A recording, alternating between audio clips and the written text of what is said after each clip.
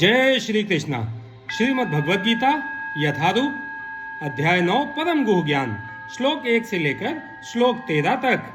श्री भगवान उवाच इदं तु ते गुहतमं प्रवच्य याम्यन्न सूयवे ज्ञानम विज्ञान सहितम यज्ञ ज्ञात्वा मोक्षे से अश्रुभात। श्री भगवान ने कहा, हे अर्जुन, चूंकि तुम मुझसे कभी ईर्ष्या नहीं करते, इसलिए मैं तुम्हें यह परम गुह ज्ञान तथा अनुभूति बतलाऊंगा, जिसे जानकर तुम संसार के सारे क्लेशों से मुक्त हो जाओगे। तात्पर्य, जो जो भक्त भगवान के विषयों में अधिकाधिक सुनता है, त्यों त्यों वह आत्म प्रकाशित होता जाता है। यह श्रवण विधि श्रीमद् भागवत में इस प्रकार अनुमोदित है।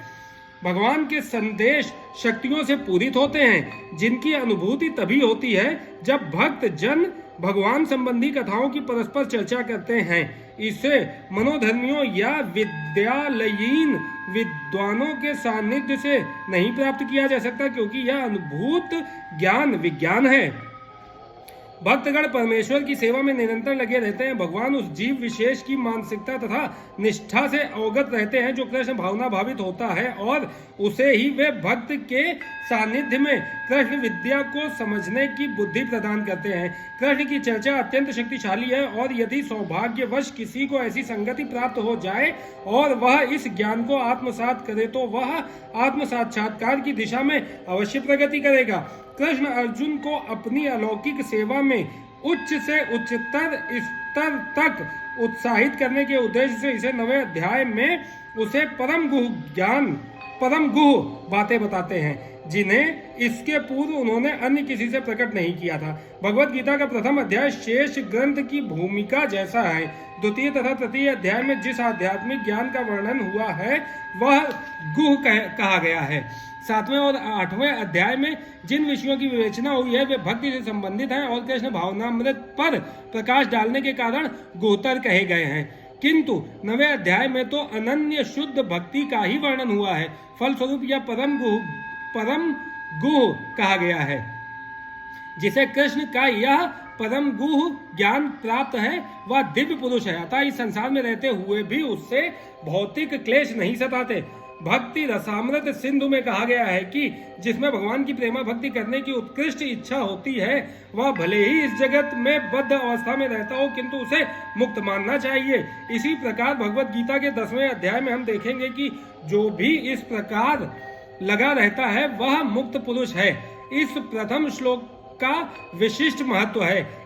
इदम ज्ञानम, यह ज्ञान शब्द शुद्ध भक्ति के घोतक हैं, जो 9 प्रकार की होती है। श्रवण, कीर्तन, स्मरण, पाद सेवन, अर्चन, वंदन, दास्य, सख्य तथा आत्मसमर्पण।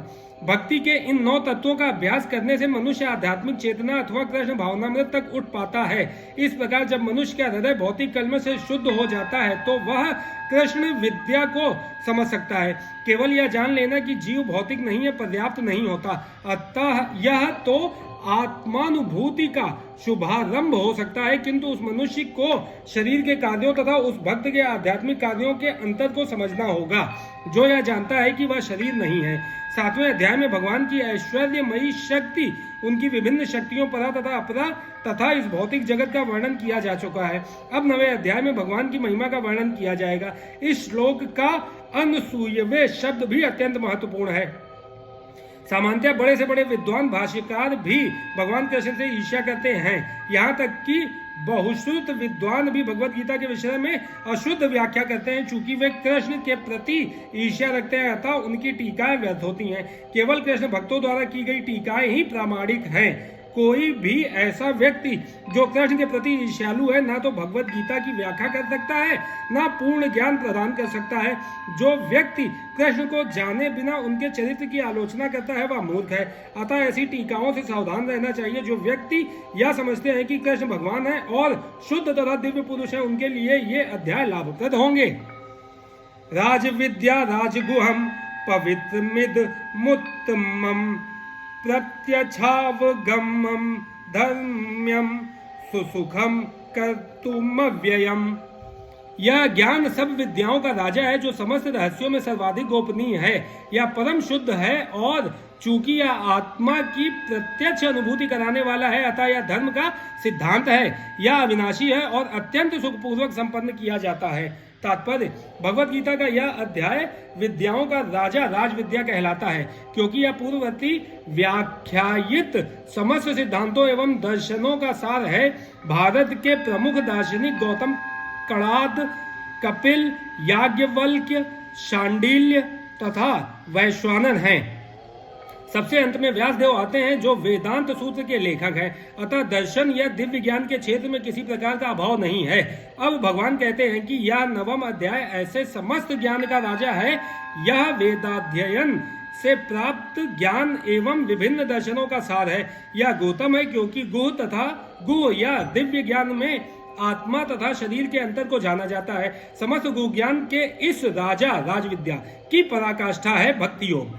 सामान्यतया लोगों को इस गुह ज्ञान की शिक्षा नहीं मिलती, उन्हें बाह्य शिक्षा दी जाती है। जहाँ तक सामान्य शिक्षा का संबंध है, उसमें राजनीतिक, समाजशास्त्र, भौतिकी, रसायन शास्त्र, गणित, ज्योतिर्विज्ञान, इंजीनियरिंग आदि में मनुष्य व्यस्त रहते हैं। विश्व भर में ज्ञान के अनेक विभाग हैं और अनेक बड़े बड़े विश्वविद्यालय हैं, किंतु दुर्भाग्यवश कोई ऐसा विश्वविद्यालय या शैक्षिक संस्थान नहीं है जहां आत्मविद्या की शिक्षा दी जाती हो। फिर भी आत्मा शरीर का सबसे महत्वपूर्ण अंग है। आत्मा के बिना शरीर महत्वहीन है। जो भी लोग आत्मा की चिंता न करके जीवन की शारीरिक आवश्यकताओं को अधिक महत्व प्रदान करते हैं, भगवत गीता में 2 अध्याय से ही आत्मा की महत्ता पर बल दिया गया है। प्रारंभ में ही भगवान कहते हैं कि यह शरीर नश्वर है और आत्मा अविनश्वर। अंतवंत इमे देहा नित्यस्योक्ता शरीरिणः, यही ज्ञान का गुह अंश है। केवल यह जान लेना कि यह आत्मा शरीर से भिन्न है या निर्विकार, अविनाशी और नित्य है, इससे आत्मा के विषय में कोई सकारात्मक सूचना प्राप्त नहीं हो पाती।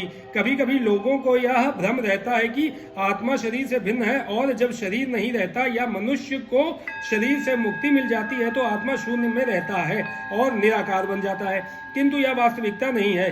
जो आत्मा शरीर के भीतर इतना सक्रिय रहता है, वह शरीर से मुक्त होने के बाद इतना निष्क्रिय कैसे हो सकता है? यह सदैव सक्रिय रहता है। यदि यह शाश्वत है तो यह शाश्वत सक्रिय रहता है, और वैकुंठ लोक में इसके कार्यकलाप आध्यात्म ज्ञान के गौतम अंश हैं। अतः आत्मा के कार्यों को यहाँ पर समस्त ज्ञान का राजा, समस्त ज्ञान का गौतम अंश कहा गया है। यह ज्ञान समस्त कार्यों का शुद्धतम रूप है। जैसा कि वैदिक साहित्य में बताया गया है, पद्म पुराण में मनुष्य के पाप कर्मों का विश्लेषण किया गया है और दिखाया गया है कि ये पापों के फल हैं। जो सकाम कर्मों में लगे हुए हैं, वे पापपूर्ण कर्मों के विभिन्न रूपों एवं अवस्थाओं में फंसे रहते हैं। उदाहरणार्थ, जब बीज बोया जाता है तो तुरंत वृक्ष नहीं तैयार हो जाता, इसमें कुछ समय लगता है। पहले एक छोटा सा अंकुर रहता है, फिर यह वृक्ष का रूप धारण करता है, तब इसमें फूल आते हैं, फल लगते हैं, और तब बीज बोने वाले व्यक्ति फूल तथा फल का उपभोग कर सकते हैं। इसी प्रकार जब मनुष्य पाप कर्म करता है तो बीज की ही भांति इसके भी फल मिलने में समय लगता है। इसमें भी कई अवस्थाएं होती हैं। भले ही व्यक्ति में पाप कर्मों का उदय होना बंद हो चुका हो, किंतु किए गए पाप कर्म का फल तब भी मिलता रहता है।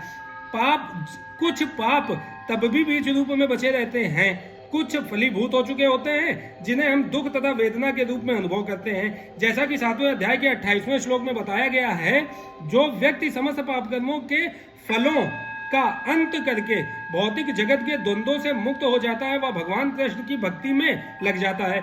दूसरे शब्दों में, जो लोग भगवत भक्ति में लगे हुए हैं, वे समस्त कर्म फलों से पहले से मुक्त हुए रहते हैं। इस कथन की पुष्टि पद्म पुराण में हुई है।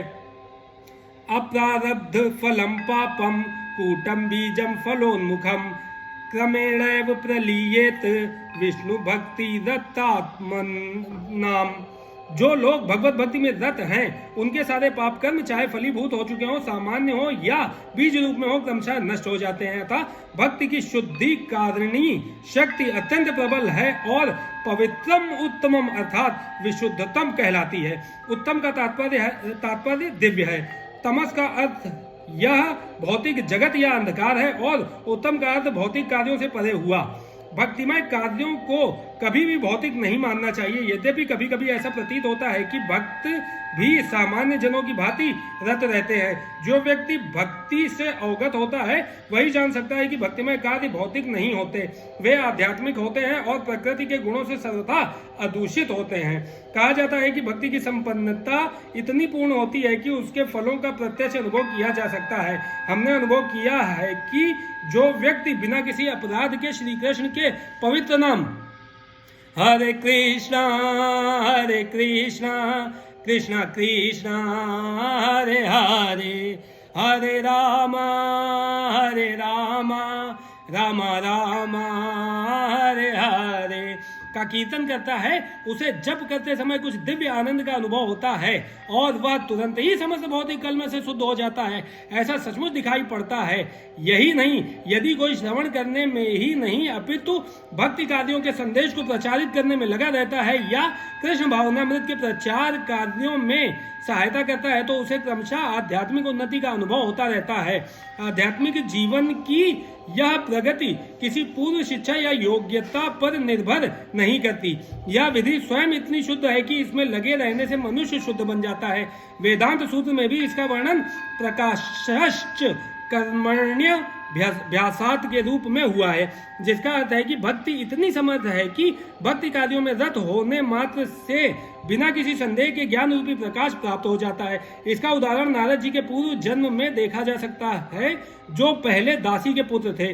वे ना तो शिक्षित थे, ना ही राजकुल में उत्पन्न थे, किंतु जब उनकी माता भक्तों की सेवा करती रहती थी, नारद भी सेवा करते रहते थे और कभी कभी माता की अनुपस्थिति में भक्तों की सेवा स्वयं करते रहते थे। नारद स्वयं कहते थे, उच्छिष्ट लेपान नुमोदितो द्विजय सकृत्सम भुज्ये तदपास्त किल्बिषः एवं प्रवृत्तस्य विशुद्ध चेतस स्तर्धम एवात्म रुचि प्रजायते। श्रीमद् भागवत के इस श्लोक में नारद जी अपने शिष्य व्यास से अपने पूर्व जन्म का वर्णन करते हैं। वे कहते हैं कि पूर्व जन्म में बाल्यकाल में वे चातुर्मास में शुद्ध भक्तों की सेवा किया करते थे, जिससे उन्हें उनकी संगति प्राप्त हुई। कभी कभी वे ऋषि अपनी थालियों में उच्छिष्ट भोजन छोड़ देते और यह बालक थालियां धोते समय उच्छिष्ट भोजन को चखना चाहता था। अतः उसने उन ऋषियों से अनुमति मांगी और जब उन्होंने अनुमति दे दी तो बालक नारद उस उच्छिष्ट भोजन को खाता था।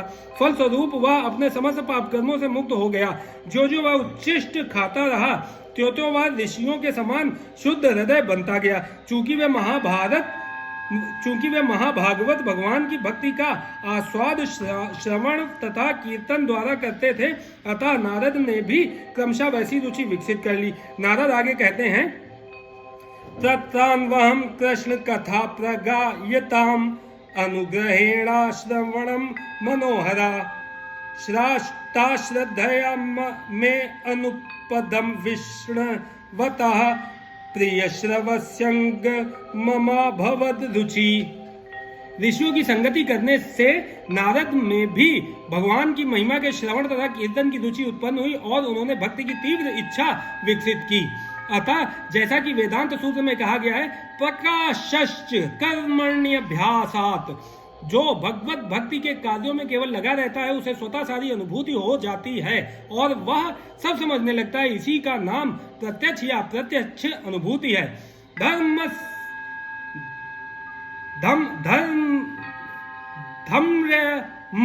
शब्द का अर्थ है धर्म का पथ। नारद वास्तव में दासी पुत्र थे। उन्हें किसी पाठशाला में जाने का अवसर प्राप्त नहीं हुआ था। वे केवल माता के कार्यों में सहायता करते थे और सौभाग्यवश उनकी माता को भक्तों की सेवा का सुयोग प्राप्त हुआ। बालक नारद को यह सुअवसर उपलब्ध हो सका कि वे भक्तों की संगति करने से ही समस्त धर्म के परम लक्ष्य को प्राप्त कर सके। यह लक्ष्य है भक्ति। जैसा कि श्रीमद् भागवत में कहा गया है, सवै पुसाम परो धर्मो यतो भक्ति रधो छजे। सामान्यतः धार्मिक व्यक्ति यह नहीं जानते कि धर्म का परम लक्ष्य भक्ति की प्राप्ति है। जैसा कि हम पहले ही 8वें अध्याय के अंतिम श्लोक की व्याख्या करते हुए कह चुके हैं, वेदेषु यज्ञेषु तपःसु चैव सामान्यतः आत्म साक्षात्कार के लिए वैदिक ज्ञान आवश्यक है, किंतु यहाँ पर नारद ना तो किसी गुरु के पास पाठशाला में गए थे, ना ही उन्हें वैदिक नियमों की शिक्षा मिली थी, तो भी उन्हें वैदिक अध्ययन के सर्वोच्च फल प्राप्त हो सके। यह विधि इतनी सशक्त है कि धार्मिक कृत्य किए बिना ही मनुष्य सिद्धि पद को प्राप्त होता है। यह कैसे संभव होता है, इसकी भी पुष्टि वैदिक साहित्य में मिलती है। आचार्यवान पुरुषो वेद, महान आचार्यों के संसर्ग में रहकर मनुष्य आत्म साक्षात्कार के लिए आवश्यक समस्त ज्ञान से अवगत हो जाता है, भले ही वह अशिक्षित हो या उसने वेदों का अध्ययन ना किया हो। भक्ति योग अत्यंत सुखकर होता है।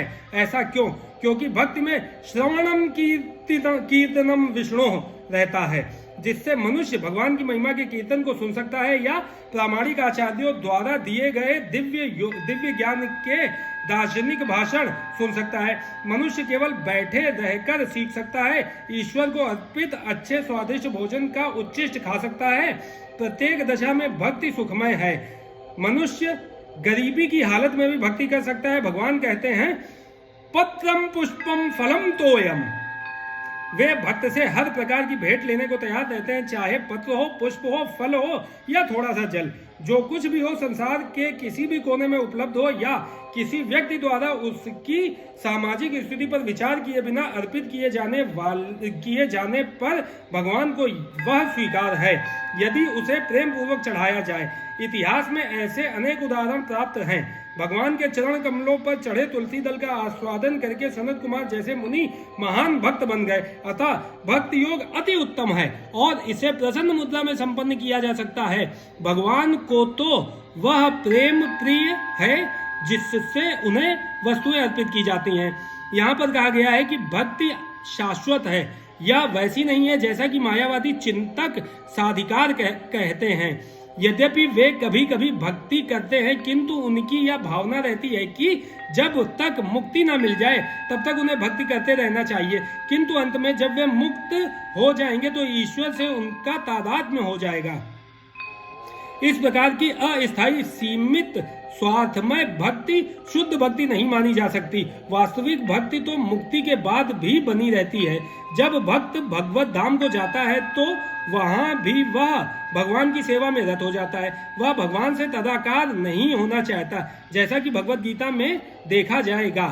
वास्तविक भक्ति मुक्ति के बाद प्रारंभ होती है। मुक्त होने पर जब मनुष्य ब्रह्म पद पर स्थित होता है तो उसकी भक्ति प्रारंभ होती है। समः सर्वेषु भूतेषु मद भक्ति लभते पराम। कोई भी मनुष्य कर्म योग, ज्ञान योग, अष्टांग योग या अन्य योग करके भगवान को नहीं समझ सकता। इन योग विधियों से भक्ति योग की दिशा में किंचित प्रगति हो सकती है, किंतु भक्ति अवस्था को प्राप्त हुए बिना कोई भगवान को समझ नहीं पाता।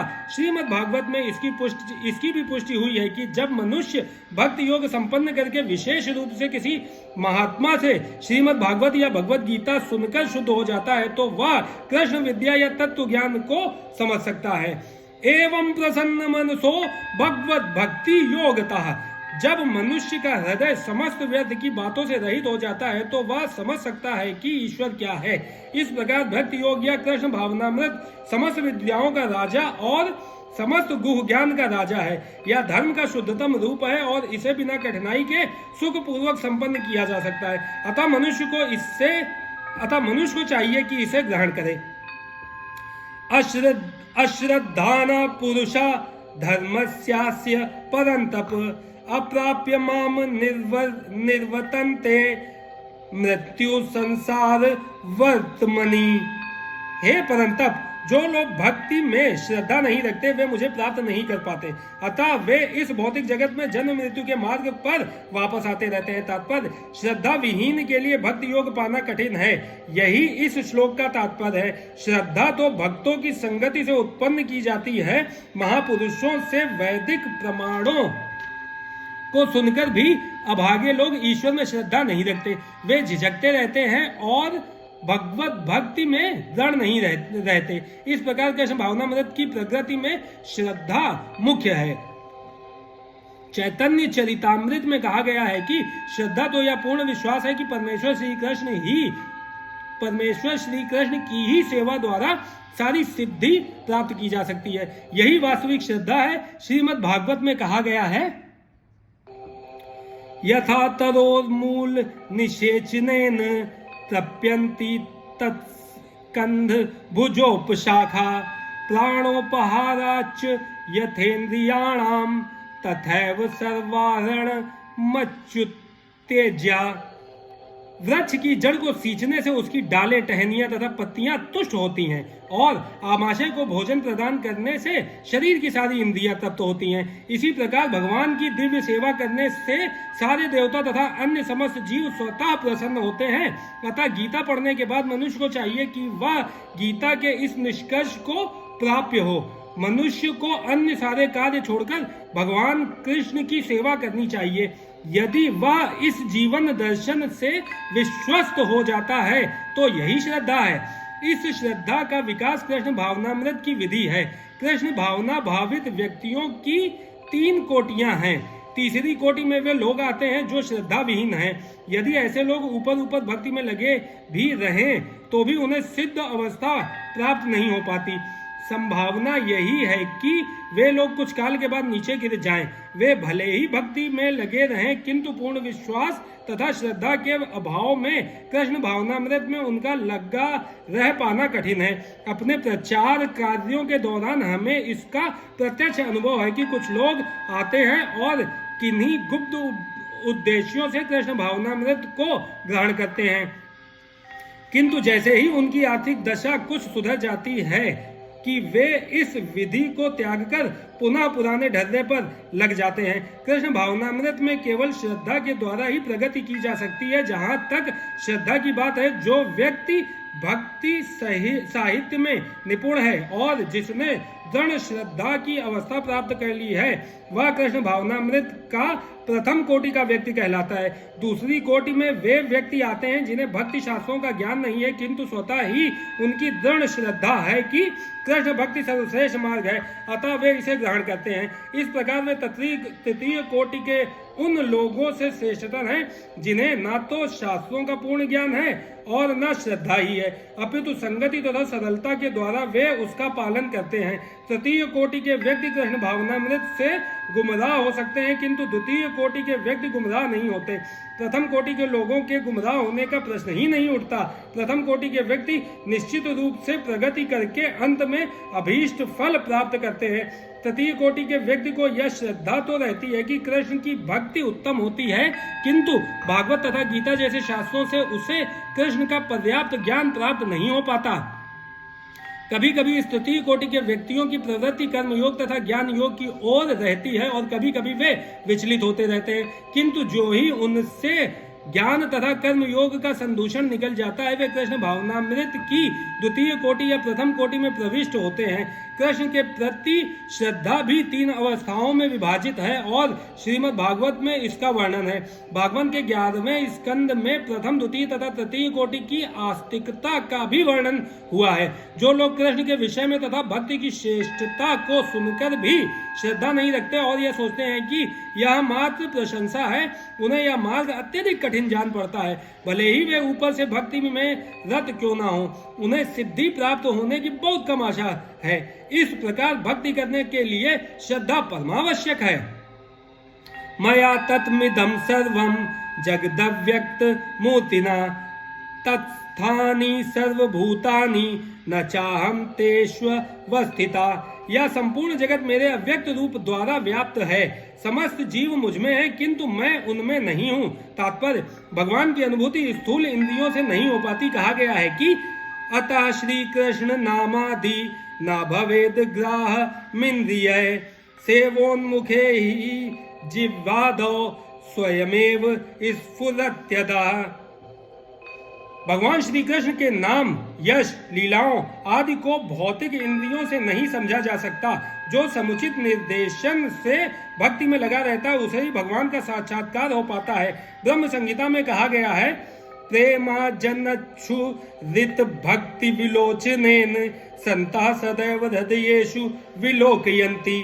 यदि किसी ने भगवान के प्रति दिव्य प्रेमाभिरुचि उत्पन्न कर ली है तो वह सदैव अपने भीतर तथा बाहर भगवान गोविंद को देख सकता है। इस प्रकार वे सामान्य जनों के लिए दृश्य नहीं है।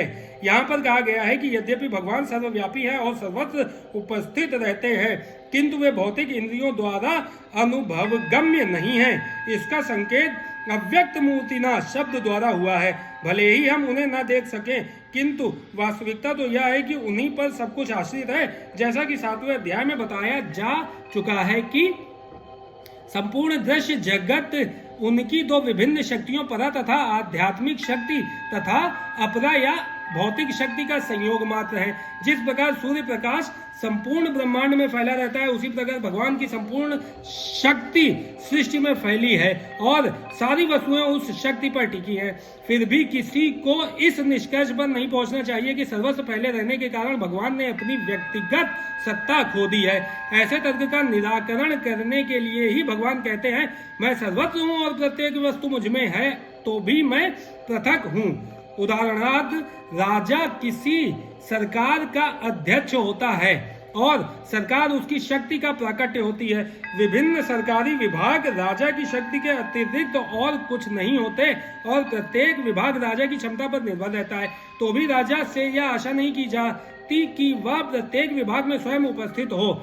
यह एक मोटा सा उदाहरण दिया गया है। इसी प्रकार हम जितने स्वरूप देखते हैं और जितनी भी वस्तुएं इस लोक में तथा परलोक में विद्यमान है, वे सब भगवान की शक्ति पर आश्रित हैं। सृष्टि की उत्पत्ति भगवान की विभिन्न शक्तियों के विस्तार से होती है और जैसा कि भगवत गीता में कहा गया है, विष्टभ्याहमिदं तनम, वे अपने साकार रूप के कारण अपनी विभिन्न शक्तियों के विस्तार से सर्वत्र विद्यमान है। न चामत्थानि भूतानि पश्य मे योग मैश्वरम भूत भ्रन्न च भूतस्थो ममात्मा भूत भावना। तथापि मेरे द्वारा उत्पन्न सारी वस्तुएं मुझ में स्थित नहीं रहती। जरा मेरे योग ऐश्वर्य को देखो। यद्यपि मैं समस्त जीवों का पालक भर्ता हूँ और सर्वत्र व्याप्त हूँ, लेकिन मैं इस विराट अभिव्यक्ति का अंश नहीं हूँ, क्योंकि मैं सृष्टि का कारण स्वरूप हूँ। तात्पर्य, भगवान का कथन है कि सब कुछ उन्हीं पर आश्रित है। मत्स्थानि सर्वभूतानि, इसका अन्य अर्थ नहीं लगाना चाहिए। भगवान इस भौतिक जगत के पालन तथा निर्वाह के लिए प्रत्यक्ष रूप से उत्तरदायी नहीं है। कभी कभी हम एटलस, एक रोमन देवता, अपने कंधों पर गोला उठाए देखते हैं। वह अत्यंत थका लगता है और इस विशाल पृथ्वीलोक को धारण किए रहता है। हमें किसी ऐसे चित्र को मन में नहीं लाना चाहिए जिसमें कृष्ण इस सृजित ब्रह्मांड को धारण किए हुए हों। उनका कहना है कि यद्यपि सारी वस्तुएं उन पर टिकी हैं, किंतु वे पृथक रहते हैं। सारे लोग अंतरिक्ष में तैर रहे हैं और यह अंतरिक्ष परमेश्वर की शक्ति है, किंतु वे अंतरिक्ष से भिन्न हैं, वे पृथक स्थित हैं। अतः भगवान कहते हैं यद्यपि ये सब रचित पदार्थ मेरी अचिंत्य शक्ति पर टिके हैं, किंतु भगवान के रूप में मैं उनसे पृथक रहता हूँ। यह भगवान का अचिंत्य ऐश्वर्य है। वैदिक कोश निरुक्ति में कहा गया है, युज्यते अनेन दुर्ग तेषु कार्येषु। परमेश्वर अपनी शक्ति का प्रदर्शन करते हुए अचिंत्य आश्चर्यजनक लीलाएं कर रहे हैं। उनका व्यक्तित्व विभिन्न शक्तियों से पूर्ण है और उनका संकल्प स्वयं एक तथ्य है। भगवान को इसी रूप में समझना चाहिए। हम कोई काम करना चाहते हैं तो अनेक विघ्न आते हैं और कभी कभी हम जो चाहते हैं वह नहीं कर पाते, किंतु जब कृष्ण कोई कार्य करना चाहते हैं तो सब कुछ इतनी पूर्णता से संपन्न हो जाता है कि कोई सोच नहीं पाता कि यह सब कैसे हुआ। भगवान इसी तथ्य को समझाते हैं। यद्यपि वे समस्त सृष्टि के पालक तथा धारण करता है, किंतु वे इस सृष्टि का स्पर्श नहीं करते। केवल उनकी परम इच्छा से प्रत्येक वस्तु का सृजन, धारण, पालन एवं संहार होता है। उनके मन और स्वयं उनमें कोई भेद नहीं है। जैसा हमारे भौतिक मन में और स्वयं हम में भेद होता है, क्योंकि वे परमात्मा हैं। साथ ही वे प्रत्येक वस्तु में उपस्थित रहते हैं, किंतु सामान्य व्यक्ति यह नहीं समझ पाता कि वे साकार रूप में किस तरह उपस्थित हैं। वे भौतिक जगत में भिन्न हैं तो भी प्रत्येक वस्तु उन्हीं पर आश्रित है। यहाँ पर इसे ही योगम ऐश्वर्यम अर्थात भगवान की योग शक्ति कहा गया है। यथाकाशिस्थो नित्यं वायु सर्वत्र गो महान तथा सर्वाणि भूतानि मत्स्थानीत्य युपधारय। जिस प्रकार सर्वत्र प्रवहमान प्रबल वायु सदैव आकाश में स्थित रहती है, उसी प्रकार समस्त उत्पन्न प्राणियों को मुझ में स्थित जानो। जिस प्रकार सर्वत्र तात्पर्य सामान्य जन के लिए यह समझ पाना कठिन है कि इतनी विशाल सृष्टि भगवान पर किस प्रकार आश्रित है, किंतु भगवान उदाहरण प्रस्तुत करते हैं जिससे हमें समझने में सहायता मिले। आकाश हमारी कल्पना के लिए सबसे महान अभिव्यक्ति है और उस आकाश में वायु विराट जगत की सबसे महान अभिव्यक्ति है। वायु की गति से प्रत्येक वस्तु की गति प्रभावित होती है, किंतु वायु महान होते हुए भी आकाश के अंतर्गत ही स्थित रहती है, वह आकाश से परे नहीं होती। इसी प्रकार समस्त विचित्र विराट अभिव्यक्तियों का अस्तित्व भगवान की परम इच्छा के फलस्वरूप है और वे सब इस परम इच्छा के अधीन हैं। जैसा कि हम लोग प्रायः कहते हैं उनकी इच्छा के बिना एक पत्ता भी नहीं हिलता, इस प्रकार प्रत्येक वस्तु उनकी इच्छा के अधीन गतिशील है। उनकी ही इच्छा से सारी वस्तुएं उत्पन्न होती हैं, उनका पालन होता है और उनका संहार होता है। इतने पर भी वे प्रत्येक वस्तु से उसी तरह पृथक रहते हैं जिस प्रकार वायु के कार्यों से आकाश रहता है। उपनिषदों में कहा गया है, यद भीषावातः पवते, वायु भगवान के भय से प्रवाहित होती है। ब्रह्मदारण्यक उपनिषद में कहा गया है, एतस्य वा अक्षरस्य प्रशासने गार्गी सूर्य चंद्रमसो विधृते तिष्ठत, एतस्य वा अक्षरस्य प्रशासने गार्गी धावा पृथिव्यो विधृतो तिष्ठतः। भगवान की अध्यक्षता में परमादेश से चंद्रमा, सूर्य तथा अन्य विशाल लोक घूम रहे हैं। ब्रह्म संहिता में भी कहा गया है, यच्चक्षुरेश सविता सकल ग्रहाणाम राजा समस्त सुरमूर्ति शेष तेजा यज्ञा भ्रमति संभ्रत काल चक्रो गोविंदमादि पुरुषम तमहम भजामि। यह सूर्य की गति का वर्णन है। कहा गया है कि सूर्य भगवान का एक नेत्र है और इसमें ताप तथा प्रकाश फैलाने की अपार शक्ति है। तो भी यह गोविंद की परम इच्छा और आदेश के अनुसार अपनी कक्षा में घूमता रहता है। अतः हमें वैदिक साहित्य से इसके प्रमाण प्राप्त हैं कि यह विचित्र तथा विशाल लगने वाली भौतिक सृष्टि पूरी तरह भगवान के वश में है। इसकी व्याख्या इसी अध्याय के अगले श्लोकों में की गई है। सर्वभूतानि कौन्तेय प्रकृति यान्ति मामिकाम कल्पक्षये पुनस्तानि कल्पादो विसज्राम्यहम्। हे कुंती पुत्र, कल्प का अंत होने पर सारे प्राणी मेरी प्रकृति में प्रवेश करते हैं और अन्य कल्प के आरंभ होने पर मैं उन्हें अपनी शक्ति से पुनः उत्पन्न करता हूँ। तात्पर्य, इस विराट भौतिक अभिव्यक्ति का सृजन, पालन तथा संहार पूर्णतया भगवान की परम इच्छा पर निर्भर है। कल्पक्षय का अर्थ है ब्रह्मा की मृत्यु होने पर। ब्रह्मा 100 वर्ष जीवित रहते हैं और उनका एक दिन हमारे इकाई, दहाई, सैकड़ा, हजार, दर्जन, लाख, 10 लाख, करोड़, 10 करोड़, अरब, 4 अरब 30 लाख वर्षों के तुल्य है। रात भी इतने ही वर्षों की होती है। ब्रह्मा के एक महीने में ऐसे 30 दिन तथा 30 रातें होती हैं और उनके एक वर्ष में ऐसे 12 महीने होते हैं। ऐसे 100 वर्ष के बाद जब ब्रह्मा की मृत्यु होती है तो प्रलय हो जाता है, जिसका अर्थ है कि भगवान द्वारा प्रकट शक्ति पुनः सिमटकर उन्हीं में चली जाती है। पुनः जब विराट जगत को प्रकट करने की आवश्यकता होती है तो उनकी इच्छा से सृष्टि उत्पन्न होती है। एको अहम बहु श्याम, यद्यपि मैं अकेला हूं किंतु मैं अनेक हो जाऊंगा। यह वैदिक सूक्ति है। वे इस भौतिक शक्ति में अपना विस्तार करते हैं और सारी विराट अभिव्यक्ति पुनः घटित हो जाती है। प्रकृति स्वामष्टभ्य विसृजामि पुनः पुनः भूतग्राममिं क्रस्तमन्मवशं प्रकृतेर्वशात्। संपूर्ण विराट जगत मेरे अधीन है। यह मेरी इच्छा से बारंबार स्वतः प्रकट होता रहता है और मेरी ही इच्छा से अंत में विनष्ट हो जाता है। तात्पर्य, यह भौतिक जगत भगवान की अपरा शक्ति की अभिव्यक्ति है। इसकी व्याख्या कई बार की जा चुकी है। सृष्टि के समय यह शक्ति महत्त्व के रूप में प्रकट होती है, जिसमें भगवान अपने परम प्रथम पुरुष अवतार महाविष्णु के रूप में प्रवेश कर जाते हैं। वे कारणार्णव में शयन करते रहते हैं और अपने श्वास से असंख्य ब्रह्मांड निकालते हैं, और इन ब्रह्मांडों में से हर एक में वे गर्भोधक शाही विष्णु के रूप में प्रवेश करते हैं। इस प्रकार प्रत्येक ब्रह्मांड की सृष्टि होती है। वे इससे भी आगे अपने आप को क्षीरोदक शाही विष्णु के रूप में प्रकट करते हैं, और यह विष्णु प्रत्येक वस्तु में, यहाँ तक कि प्रत्येक अणु में प्रवेश कर जाते हैं। इसी तथ्य की व्याख्या यहाँ हुई है, भगवान प्रत्येक वस्तु में प्रवेश करते हैं। जहाँ तक जीवात्माओं का संबंध है, वे इस भौतिक प्रकृति में गर्भस्थ किए जाते हैं और वे अपने अपने पूर्व कर्मों के अनुसार विभिन्न योनियां ग्रहण करते हैं।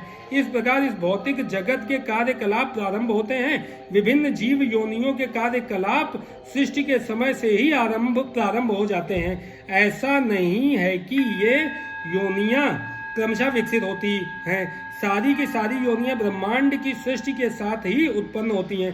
मनुष्य, पशु, पक्षी ये सभी एक साथ उत्पन्न होते हैं, क्योंकि पूर्व प्रलय के समय जीवों की जो जो इच्छाएं थी वे पुनः प्रकट होती हैं। इसका स्पष्ट संकेत अवश्यम शब्द से मिलता है कि जीवों की इस प्रक्रिया से कोई सरोकार नहीं रहता। पूर्व सृष्टि में वे जिस जिस अवस्था में थे, वे उस अवस्था में पुनः प्रकट हो जाते हैं, और यह सब भगवान की इच्छा से ही संपन्न होता है। यही भगवान की अचिंत्य शक्ति है। विभिन्न योनियों को उत्पन्न करने के बाद भगवान का उनसे कोई नाता नहीं रह जाता। यह सृष्टि विभिन्न जीवों की रुचियों को पूरा करने के उद्देश्य से की जाती है, अतः भगवान इसमें किसी तरह से बद्ध नहीं होते हैं। न चा माम तानि कर्माणि निबध्नन्ति धनंजयः उदासीन वदासीन मसक्तम तेषु कर्मसु। हे धनंजय, ये सारे कर्म मुझे नहीं बांध पाते हैं। मैं उदासीन की भांति इन सारे भौतिक कर्मों से सदैव विरक्त रहता हूँ। इस प्रसंग में यह नहीं सोच लेना चाहिए कि भगवान के पास कोई काम नहीं है, वे अपने वैकुंठ लोक में सदैव व्यस्त रहते हैं। ब्रह्म संहिता में कहा गया है, आत्मा रामस्य तस्यास्ति प्रकृत्या न समागमः। वे सतत दिव्य आनंदमय आध्यात्मिक कार्यों में रत रहते हैं, किंतु इन भौतिक कार्यों से उनका कोई सरोकार नहीं रहता। सारे भौतिक कार्य उनकी विभिन्न शक्तियों द्वारा संपन्न होते रहते हैं। वे सदा ही इस सृष्टि के भौतिक कार्यों के प्रति उदासीन रहते हैं। इस उदासीनता को ही यहाँ पर उदासीनवत कहा गया है। यद्यपि छोटे से छोटे भौतिक कार्य पर उनका नियंत्रण रहता है, किंतु वे उदासीनवत स्थित रहते हैं। यहाँ पर उच्च न्यायालय के न्यायाधीश का उदाहरण दिया जा सकता है, जो अपने आसन पर बैठा रहता है। उसके आदेश से अनेक तरह की बातें घटती रहती हैं। किसी को फांसी दी जाती है, किसी को कारावास की सजा मिलती है, तो किसी को प्रचुर धनराशि मिलती है, तो भी वह उदासीन रहता है। उसे इस हानि लाभ से कुछ भी लेना देना नहीं रहता। इसी प्रकार भगवान भी सदैव उदासीन रहते हैं, यद्यपि प्रत्येक कार्य में उनका हाथ रहता है। वेदांत सूत्र में यह कहा गया है, वैषम्य घृण्य न। वे इस जगत के द्वंद्वों में स्थित नहीं हैं, वे इन द्वंद्वों से अतीत हैं। न इस जगत की सृष्टि तथा प्रलय में ही उनकी आसक्ति रहती है। सारे जीव अपने पूर्व कर्मों के अनुसार विभिन्न योनियां ग्रहण करते रहते हैं, और भगवान इसमें कोई व्यवधान नहीं डालते। मध्याध्यक्षेण प्रकृति सूयते सचिदाचरम हेतुनानेन कौन्तेय जगद्विपरिवर्तते। हे कुंती पुत्र, यह भौतिक प्रकृति मेरी शक्तियों में से एक है और मेरी अध्यक्षता में कार्य करती है, जिससे सारे चर तथा अचर प्राणी उत्पन्न होते हैं। इसके शासन में यह जगत बारंबार सृजित और विनष्ट होता रहता है। तात्पर्य, यहाँ यह स्पष्ट कहा गया है कि यद्यपि परमेश्वर इस जगत के समस्त कार्यों से पृथक रहते हैं, किंतु इसके परम अध्यक्ष वही बने रहते हैं। परमेश्वर परम इच्छामय है और इस भौतिक जगत के आधार भूमि स्वरूप है, किंतु इसकी सभी व्यवस्था प्रकृति द्वारा की जाती है।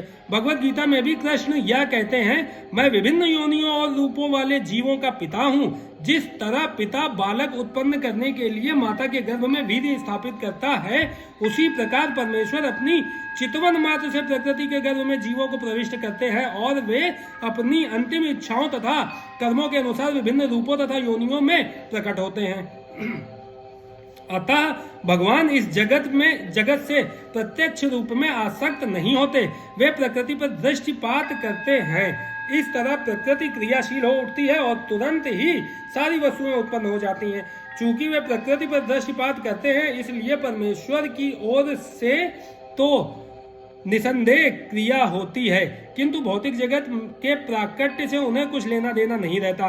स्मृति में एक उदाहरण मिला है जो इस प्रकार है। जब किसी व्यक्ति के समक्ष फूल होता है तो उसे उसकी सुगंधि मिलती रहती है, किंतु फूल तथा सुगंधि एक दूसरे से विलग रहते हैं। ऐसा ही संबंध भौतिक जगत तथा भगवान के बीच भी है। वसुधा भगवान को इस जगत से कोई प्रयोजन नहीं रहता, किंतु वे इसे अपने दृष्टिपात से उत्पन्न तथा व्यवस्थित करते हैं। सारांश के रूप में हम कह सकते हैं कि परमेश्वर की अध्यक्षता के बिना प्रकृति कुछ भी नहीं कर सकती, तो भी भगवान समस्त कार्यों से पृथक रहते हैं। अवजानन्ति मां मूढ़ा मानुषिं तनुमाश्रितं परम भावं जानन्तो मम भूत महेश्वरम। जब मैं मनुष्य रूप में अवतरित होता हूं तो मूर्ख मेरा उपहास करते हैं, वे मुझ परमेश्वर के दिव्य स्वभाव को नहीं जानते। तात्पर्य, इस अध्याय के पूर्ववर्ती श्लोकों से यह स्पष्ट है कि यद्यपि भगवान मनुष्य रूप से प्रकट होते हैं, किंतु वे सामान्य व्यक्ति नहीं होते। जो भगवान सारे विराट जगत का सृजन पालन तथा संहार करता हो वह मनुष्य नहीं हो सकता। तो भी अनेक ऐसे मूर्ख हैं जो कृष्ण को एक शक्तिशाली पुरुष के अतिरिक्त और कुछ नहीं मानते। वस्तुतः वे आदि परम पुरुष हैं, जैसा कि ब्रह्म संहिता में प्रमाण स्वरूप कहा गया है। ईश्वर परमः कृष्ण, वे परम ईश्वर हैं। ईश्वर या नियंता अनेक हैं और वे एक दूसरे से बढ़कर प्रतीत होते हैं। भौतिक जगत में सामान्य प्रबंध कार्यों का कोई न कोई निर्देशक होता है, जिसके ऊपर एक सचिव होता है, फिर उसके ऊपर मंत्री तथा उससे भी ऊपर राष्ट्रपति होता है। इनमें से हर एक नियंत्रक होता है, किंतु एक दूसरे के द्वारा नियंत्रित होता है। ब्रह्म संहिता में कहा गया है कि कृष्ण परम नियंता है। निसंदेह भौतिक जगत तथा वैकुंठ लोक दोनों में ही कई कई निर्देशक होते हैं, किंतु कृष्ण परम नियंता है। ईश्वर परमः कृष्ण तथा उनका शरीर सच्चिदानंद रूप अर्थात अभौतिक होता है। पिछले श्लोकों में जिन अद्भुत कार्यकलापों का वर्णन हुआ है वे भौतिक शरीर द्वारा संपन्न नहीं हो सकते। कृष्ण का शरीर सच्चिदानंद रूप है। यद्यपि वे सामान्य व्यक्ति नहीं है, किंतु मूर्ख लोग उनका उपहास करते हैं और उन्हें मनुष्य मानते हैं। उनका शरीर यहाँ मानुषीम कहा गया है, क्योंकि वे कुरुक्षेत्र युद्ध में एक राजनीतिज्ञ और अर्जुन के मित्र की भांति सामान्य व्यक्ति बनकर कर्म करते हैं। वे अनेक प्रकार से सामान्य पुरुष की भांति कर्म करते हैं, किंतु उनका शरीर सच्चिदानंद विग्रह रूप है। इसकी पुष्टि वैदिक साहित्य में भी हुई है। सच्चिदानंद रूपाय कृष्णाय, मैं भगवान कृष्ण को नमस्कार करता हूँ जो सच्चिदानंद रूप हैं। गोपाल तापनी उपनिषद 1.1। वेदों में ऐसे अन्य वर्णन भी है। तमेकम गोविंदम, आप इंद्रियों तथा गायों के आनंद स्वरूप गोविंद हैं। सच्चिदानंद विग्रहम, तथा आपका रूप सच्चिदानंद स्वरूप है। भगवान कृष्ण के सच्चिदानंद स्वरूप होने पर भी ऐसे अनेक तथाकथित विद्वान तथा भगवत गीता के टीकाकार हैं जो कृष्ण को सामान्य पुरुष कहकर उनका उपहास करते हैं। भले ही अपने पूर्व पुण्यों के कारण विद्वान असाधारण व्यक्ति के रूप में पैदा हुआ हो, किंतु श्री कृष्ण के बारे में ऐसी धारणा उसकी अल्पज्ञता के कारण होती है। इसीलिए वह मूढ़ कहलाता है, क्योंकि मूर्ख पुरुष ही कृष्ण को सामान्य पुरुष मानते हैं। ऐसे मूर्ख कृष्ण को सामान्य व्यक्ति इसीलिए मानते हैं क्योंकि वे कृष्ण के गुह कर्मों तथा उनकी विभिन्न शक्तियों से अपरिचित होते हैं। वे यह नहीं जानते कि कृष्ण का शरीर पूर्ण ज्ञान तथा आनंद का प्रतीक है। वे प्रत्येक वस्तु के स्वामी हैं और किसी को भी मुक्ति प्रदान करने वाले हैं। चूंकि वे कृष्ण के इतने सारे दिव्य गुणों को नहीं जानते, इसीलिए उनका उपहास करते हैं। ये मूढ़ यह नहीं जानते कि इस जगत में भगवान का अवतरण उनकी अंतरंगा शक्ति का प्राकट्य है। वे भौतिक शक्ति के स्वामी हैं, जैसा कि अनेक स्थलों पर कहा जा चुका है। मम माया दुरत्यया, भगवान का दावा है कि यद्यपि भौतिक शक्ति अत्यंत प्रबल है, किंतु वह उनके वश में रहती है। जो भी उनकी शरण ग्रहण कर लेता है वह इस माया के वश से बाहर निकल आता है। यदि कृष्ण का शरणागत जीव माया के प्रभाव से बाहर निकल सकता है, तो भला परमेश्वर जो संपूर्ण विराट जगत का सृजन पालन और तथा संहार करता है, हम लोगों जैसा शरीर कैसे धारण कर सकता है। अतः कृष्ण विषयक ऐसी धारणा मूर्खतापूर्ण है। फिर भी मूर्ख व्यक्ति यह नहीं समझ सकते कि सामान्य व्यक्ति के रूप में प्रकट होने वाले भगवान कृष्ण समस्त परमाणुओं तथा इस विराट ब्रह्मांड के नियंता किस तरह हो सकते हैं। बृहत्तम तथा सूक्ष्मतम तो उनकी विचार शक्ति से परे होते हैं, अतः वे यह सोच भी नहीं सकते कि मनुष्य जैसा रूप कैसे एक साथ विशाल को तथा अणु को वश में कर सकता है। यद्यपि कृष्ण असीम तथा ससीम को नियंत्रित करते हैं, किंतु वे इस जगत से विलग रहते हैं। उनके योग मैश्वरम या अचिंत्य दिव्य शक्ति के विषय में कहा गया है कि वे एक साथ ससीम तथा असीम को वश में रख सकते हैं, तो भी वे उनसे पृथक रहते हैं। यद्यपि मूर्ख लोग यह सोच भी नहीं पाते कि मनुष्य रूप में उत्पन्न होकर कृष्ण किस तरह असीम तथा ससीम को वश में कर सकते हैं, किंतु जो शुद्ध भक्त हैं वे इसे स्वीकार करते हैं, क्योंकि उन्हें पता है कि कृष्ण भगवान है। अतः वे पूर्णतया उनकी शरण में जाते हैं और कृष्ण भावनामृत में रहकर कृष्ण की भक्ति में अपने को रत रखते हैं। सगुणवादियों तथा निर्गुणवादियों में भगवान के मनुष्य रूप में प्रकट होने को लेकर काफी मतभेद है, किंतु यदि हम भगवत गीता तथा श्रीमद् भागवत जैसे प्रामाणिक ग्रंथों का अनुशीलन कृष्ण तत्व समझने के लिए करें, तो हम समझ सकते हैं कि कृष्ण श्री भगवान हैं। यद्यपि वे इस धराधाम में सामान्य व्यक्ति की भांति प्रकट हुए थे, किंतु वे सामान्य व्यक्ति हैं नहीं। श्रीमद् भागवत में जब शौनक आदि मुनियों ने सूत गोस्वामी से कृष्ण के कार्यकलापों के विषय में पूछा, तो उन्होंने कहा, कृतवान किल कर्माणि सह रामेण केशवः अतिमत्तर्यानि भगवान गूढ़ा कपट मानुषा। भगवान श्री कृष्ण ने बलराम के साथ साथ मनुष्य की भांति क्रीड़ा की और इस तरह प्रच्छन्न रूप में उन्होंने अनेक अतिमानवीय कार्य किए। मनुष्य के रूप में भगवान का प्राकट्य मूर्ख को मोहित बना देता है। कोई भी मनुष्य उन अलौकिक कार्यों को संपन्न नहीं कर सकता जिन्हें उन्होंने इस धरा पर करके दिखा दिया था। जब कृष्ण अपने पिता तथा माता वसुदेव तथा देवकी के समक्ष प्रकट हुए, तो वे 4 भुजाओं से युक्त थे, किंतु माता पिता की प्रार्थना पर उन्होंने एक सामान्य शिशु का रूप धारण कर लिया। बभूव प्राकृतः शिशु, वे एक सामान्य मानव बन गए। यहाँ पर भी यह इंगित होता है कि सामान्य व्यक्ति के रूप में प्रकट होना उनके दिव्य शरीर का एक गुण है। भगवत गीता के 11वें अध्याय में भी कहा गया है कि अर्जुन ने कृष्ण से अपने चतुर्भुज रूप दिखलाने के लिए प्रार्थना की। तेनैव रूपेण चतुर्भुजेन, इस रूप को प्रकट करने के बाद अर्जुन के प्रार्थना करने पर उन्होंने पूर्व मनुष्य रूप धारण कर लिया। मानुषम रूपम, भगवान के ये विभिन्न गुण निश्चय ही सामान्य मनुष्य जैसे नहीं है। कतिपय लोग जो कृष्ण का उपहास करते हैं और मायावादी दर्शन से प्रभावित होते हैं, श्रीमद् भागवत के निम्नलिखित श्लोक को यह सिद्ध करने के लिए उद्धृत करते हैं कि कृष्ण एक सामान्य व्यक्ति हैं। अहम सर्वेषु भूतेषु भूतात्मा वस्थितः सदा सदा परमेश्वर समस्त जीवों में विद्यमान है। अच्छा हो कि इस श्लोक को हम जीव गोस्वामी तथा विश्वनाथ चक्रवर्ती ठाकुर जैसे वैष्णव आचार्यों से ग्रहण करें, न कि कृष्ण का उपहास करने वाले अनाधिकारी व्यक्तियों की व्याख्याओं से। जीव गोस्वामी इस श्लोक की टीका करते हुए कहते हैं कि कृष्ण समस्त चराचरों में अपने अंश विस्तार परमात्मा के रूप में स्थित हैं। अतः कोई भी नवदीक्षित भक्त जो मंदिर में भगवान की अर्चा मूर्ति पर ही ध्यान देता है और अन्य जीवों का सम्मान नहीं करता, वह वृथा ही मंदिर में भगवान की पूजा में लगा रहता है। भगवत भक्तों के 3 प्रकार हैं, जिनमें से नवदीक्षित सबसे निम्न श्रेणी के हैं। नवदीक्षित भक्त अन्य भक्तों की अपेक्षा मंदिर के अर्चा विग्रह पर अधिक ध्यान देते हैं। अतः विश्वनाथ चक्रवर्ती ठाकुर चेतावनी देते हैं कि इस प्रकार की मानसिकता को सुधारना चाहिए। भक्त को समझना चाहिए कि चूंकि कृष्ण परमात्मा रूप में प्रत्येक जीव के हृदय में विद्यमान है, अतः प्रत्येक व्यक्ति परमेश्वर का निवास या मंदिर है। इसलिए जिस तरह कोई भक्त भगवान के मंदिर का सम्मान करता है, वैसे ही उसे प्रत्येक जीव का सम्मान करना चाहिए जिसमें परमात्मा निवास करता है। अतः प्रत्येक व्यक्ति का समुचित सम्मान करना चाहिए, कभी उपेक्षा नहीं करनी चाहिए।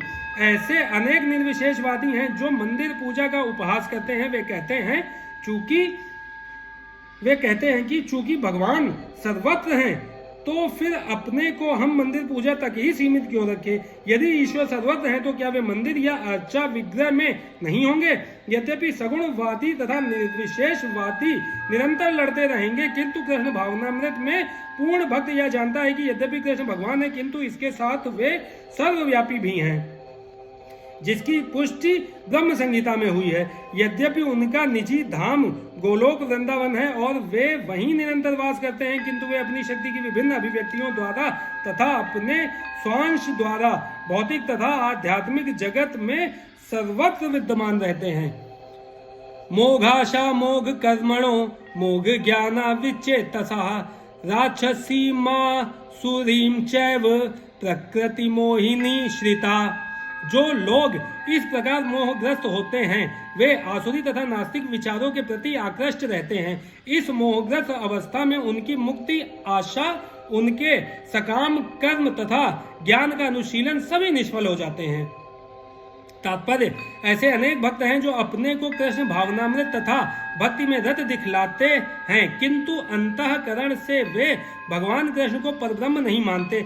ऐसे लोगों को कभी भी भक्ति फल भगवत धाम गमन प्राप्त नहीं होता। इसी प्रकार जो पुण्य कर्मों में लगे रहकर अंततोगत्वा इस भव बंधन से मुक्त होना चाहते हैं, वे भी सफल नहीं हो पाते, क्योंकि वे कृष्ण का उपहास करते हैं। दूसरे शब्दों में, जो लोग कृष्ण पर हंसते हैं, उन्हें आसुरी या नास्तिक समझना चाहिए। जैसा कि 7वें अध्याय में बताया जा चुका है, ऐसे आसुरी दुष्ट कभी भी कृष्ण की शरण में नहीं जाते। अतः परम सत्य तक पहुंचने के उनके मानसिक चिंतन उन्हें इस मिथ्या परिणाम को प्राप्त कराते हैं कि सामान्य जीव तथा कृष्ण एक समान है। ऐसी मिथ्या धारणा के कारण वे सोचते हैं कि अभी तो यह शरीर प्रकृति द्वारा केवल आच्छादित है, और जो ही व्यक्ति मुक्त होगा तो उसमें तथा ईश्वर में कोई अंतर नहीं रह जाएगा। कृष्ण से समता का यह प्रयास भ्रम के कारण निष्फल हो जाता है। इस प्रकार का आसुरी तथा नास्तिक ज्ञान अनुशीलन सदैव व्यर्थ रहता है। यही इस श्लोक का संकेत है। ऐसे व्यक्तियों के लिए वेदांत सूत्र तथा उपनिषदों जैसे वैदिक वाणम्य के ज्ञान का अनुशीलन सदा निष्फल होता है।